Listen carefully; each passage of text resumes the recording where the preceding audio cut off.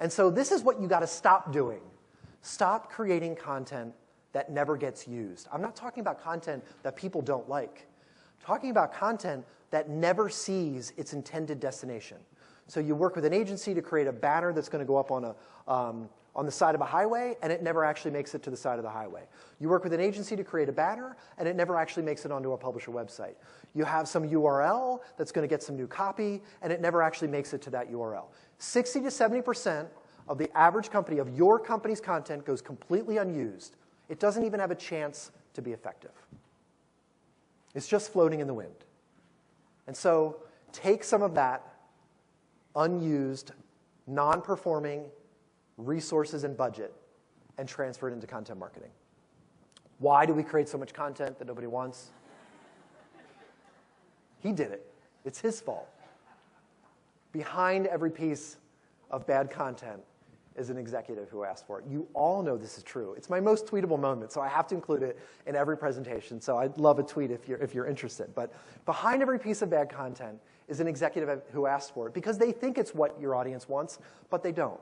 And so I'm not just trying to point fingers at that guy. It's up to us to show him or her what works and what doesn't, what never gets the chance to even be used. Do a content audit. It doesn't have to be rocket science.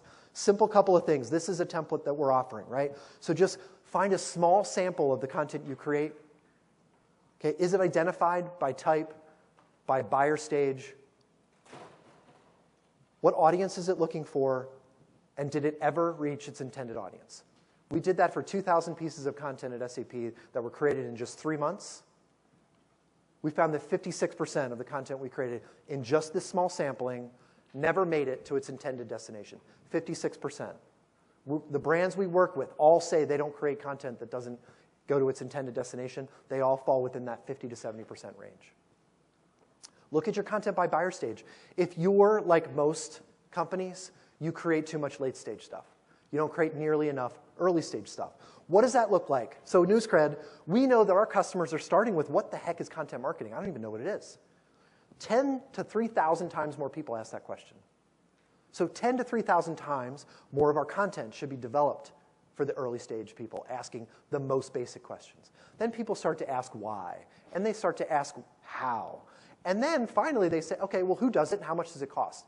You can still create that stuff, but realize that 2 to 10 times more people are asking why and how, and 10 to 3,000 times more people are asking what is. What are we going to write about? Everybody asks this question. My favorite slide. My favorite slide. I ask audiences all the time. I'm not going to do it with you. Quality versus quantity. Who's going to pick quality over quantity? Who's going to pick quality? You have to choose, right? Now, you know the answer. You know what I'm saying here. You're wrong. If you create one piece of great content, it's a tree that falls in the woods, it has no impact. No one's around to hear it. You have to do both.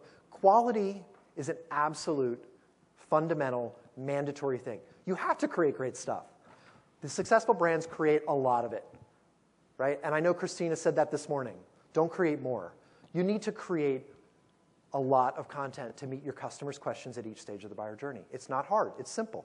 Find out what the questions are and answer them with the knowledge you have inside your company.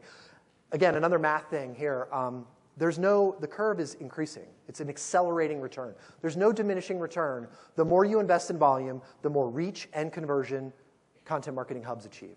The more you invest in volume, the more reach and conversion you're going to see. And so you're building a train. That train has momentum.